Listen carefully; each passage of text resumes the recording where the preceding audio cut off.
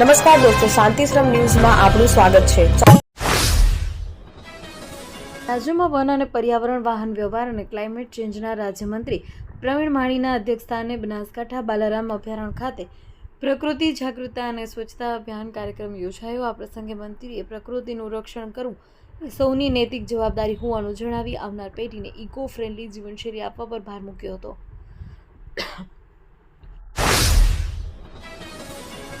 તાલુકાના કંબોઈ ખાતે આજે ખાણ ખનીજ વિભાગે કાર્યવાહી કરી છે। વિભાગે ખાનગી વાહન દ્વારા ભોજ ગોઠવી ઓવરલોડ રેતી ભરેલા ડમ્પર ઝડપી પાડ્યું છે। ડમ્પરોમાં પાસ પરમિટ કરતાં વધુ રેતી ભરેલી હોવાથી ખાણ ખનીજ વિભાગ દ્વારા તેમને સીઝ કરવામાં આવી છે। ખનીજ વિભાગમાં રોયલ્ટી ઇન્સ્પેક્ટર રાકેશ નંદાણીએ 4 ડમ્પરને સિહોરી પોલીસ સ્ટેશન ખાતે લાવી કાયદેસરની કાર્યવાહી હાથ ધરી છે। 15 દિવસમાં બીજી વાર વડગામના ધારાસભ્ય અને રાષ્ટ્રીય દલિત અધિકાર મંચના કન્વીનર જિગ્નેશ મેવાણીએ આજે થરાદની મુલાકાત લીધી। બાબા સાહેબ આંબેડકરના મહાપરિનિર્વાણ દિન નિમિત્તે તેમણે એક સભાને સંબોધી અને મેઘવંશી કોચિંગ ક્લાસ સેન્ટરનું ઉદ્ઘાટન કર્યું। ડ્રગ્સ અને પોલીસ મુદ્દે આક્રમક વલણ જિગ્નેશ મેવાણીએ થરાદમાં ચાલી રહેલા કેફી પદાર્થના સેવન અને વેચાણ મુદ્દે આક્રમક વલણ અપનાવતા તાકીદ કરી અને 10 થી 20% કેફી પદાર્થોનું સેવન વેચાણ થાય છે, ખબરદાર બંધ કરી દેજો। આવતી વખતે સભા નહીં કરું, થરાદમાં ચક્કાજામ કરીશ અને આજુબાજુના હાઈવે બંધ કરાવવાનો કોલ આપીશ અને એ પણ ડંકાની ચોટ પર કહું છું। જામનગરમાં આમ આદમી પાર્ટીની જાહેર સભા દરમિયાન કોંગ્રેસના કાર્યકર દ્વારા વિસાવદરના ધારાસભ્ય ગોપાલ ઇટાલા પર જોતું ફેંકવામાં આવ્યું। ઘટનાને પગલે આમ આદમી પાર્ટીએ પાટણ શહેરમાં બગવાડા દરવાજા ખાતે કોંગ્રેસ સામે ઉગ્ર વિરોધ નોંધાવ્યો।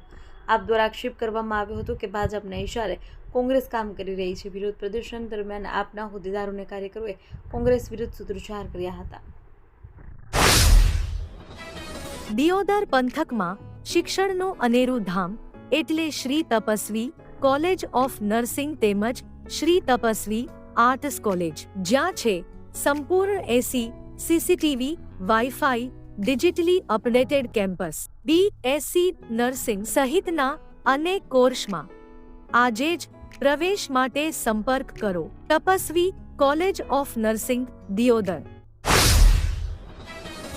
ઉત્તરાયણ પર્વ નજીક આવતા જ પોલીસ દ્વારા પ્રતિબંધિત ચાઇનીઝ દોરીના વેચાણ અને હેરફેર પર કડક વલણ અપનાવવામાં આવ્યું છે। ઝુંબેશના ભાગરૂપે મહેસાણા તાલુકા પોલીસે બાતમીના આધારે જ જગુદળથી લીચ જતા રોડ પર વોચ ગોઠવી દરમિયાન ત્યાંથી પસાર થતા 2 શંકાસ્પદ ઇસમોની તપાસ કરતા તેમની પાસેથી જીવલેણ ગણાતી પ્રતિબંધિત નાયલોન ચાઇનીઝ દોરીના 50 નંગ રીલ મળી આવ્યા। પોલીસે કુલ ₹30,000ની કિંમતનો મુદ્દામાલ કબજે કરી બંને ઇસમોની અટકાયત કરી છે। આ મામલે પોલીસે જાહેરનામા ભંગનો ગુનો નોંધી આગળની કાર્યવાહી હાથ ધરી છે। ખોડલધામ ટ્રસ્ટ કાગવડ દ્વારા આજે ખોડલધામ મંદિર કાગવડ મુકામે એક ભવ્ય સન્માન સમારોહનું આયોજન કરવામાં આવ્યું। સમારોહમાં ગુજરાત ભાજપના નવનિયુક્ત પ્રદેશ પ્રમુખ અને રાજ્ય સરકારના નવનિયુક્ત થયેલા લેવા પટેલ સમાજના મંત્રીઓનું વિશેષ સન્માન કરવામાં આવ્યું। ખોડલધામ ખાતે લેવા પાટીદાર સમાજ દ્વારા શક્તિ પ્રદર્શનના કાર્યક્રમમાંથી સૌથી મોટા સમાચાર એ સામે આવ્યા કે છેલ્લા ઘણા સમયથી ખોડલધામના પ્રમુખ નરેશ પટેલ અને લેવા પાટીદાર અગ્રણી તેમજ ધારાસભ્ય જયેશ રાદડિયા વચ્ચે ચાલી રહેલું કોલ્ડ વોર આ કાર્યક્રમમાં સમાપ્ત થયું છે। ગાંધીનગર ગુજરાતમાં દારૂ અને ડ્રગ્સના વેચાણને લઈ કોંગ્રેસના ધારાસભ્ય જિગ્નેશ મેવાણી દ્વારા સરકાર અને પોલીસને દરેક કાર્યક્રમમાં ઘેરવાના છે। ગુજરાતમાં ઠેર ઠેર દારૂના અડ્ડા ચાલતા હોવાને લઈ નાગરિકો હેરાન થઈ રહ્યા છે। ત્યારે અમદાવાદના સરદારનગર વિસ્તારમાં આવેલું સરદાર ગ્રામ રેલવે સ્ટેશન દારૂડિયાનો અડ્ડો બની ગયું છે। નવા બનેલા રેલવે સ્ટેશન પરિસરમાં દારૂ અને બિયરની ખાલી બોટલો પડેલી જોવા મળી। રાજ્યમાં પૂર્વ આઈએએસ પ્રદીપ શર્મા સામે મની લોન્ડરિંગ એક્ટ હેઠળ નોંધાયેલી ફરિયાદમાં પીએમએલએ કોર્ટ દ્વારા 5 વર્ષની સજા ફટકારવામાં આવી છે। પ્રદીપ શર્મા હાલ જે કેસમાં સજા કાપી રહ્યા છે તેનાથી અલગ સજા ભોગવવાની રહેશે। આ ઉપરાંત કોર્ટે ચુકાદામાં જણાવ્યું છે કે સરકાર દ્વારા અધિકારીની જે સંપત્તિ ટાંચમાં લીધી છે તે સરકાર હસ્તક જ રહેશે।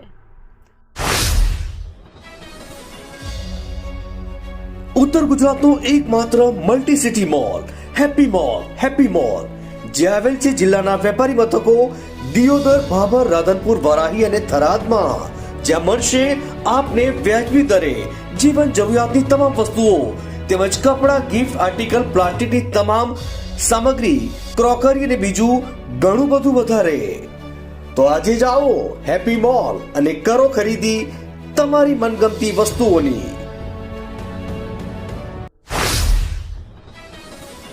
સુરત જિલ્લાના બારડોલી તાલુકામાં નકલી કિન્નર બની ઉઘરાણી કરતા 2 પુરુષ પકડાયા છે. બંને સરભોણ ગામમાં એક લગ્ન પ્રસંગમાં 31,000 રૂપિયાની માંગણી કરી હતી. જોકે સ્થાનિક કિન્નરોને જાણ કરતા અસલી કિન્નરોએ બંનેને મેથી પાક આપી અર્ધનગ્ન કરી પોલીસને સોંપ્યા હતા. થરાદના ખાનગી કોમ્પ્લેક્સમાં પોલીસે સ્પા સેન્ટર પર રેડ કરી. થરાદમાં કિંગ સ્પામાં સ્પાની આડમાં ચાલતો હતો તે વ્યાપારનો ધંધો થરાદ પોલીસે ડમી ગ્રાહક મોકલી સ્પાની આડમાં ચાલતા તે વ્યાપારના ધંધાનો પર્દાફાશ કર્યો છે. પોલીસે સ્પા મેનેજર તિલોક ખરવાલની અટકાયત કરી 4 લોકો સામે ગુનો નોંધ્યો છે. પોલીસે સ્પામાં કામ કરતી 3 યુવતીઓની પૂછપરછ હાથ ધરી છે. યુવતીએ નારી કેન્દ્રમાં મોકલાશે. સ્પામાં આડમાં આંતરરાજ્યની યુવતીઓને લાવી દેહ વ્યાપારનો ધંધો કરવામાં આવતો હતો.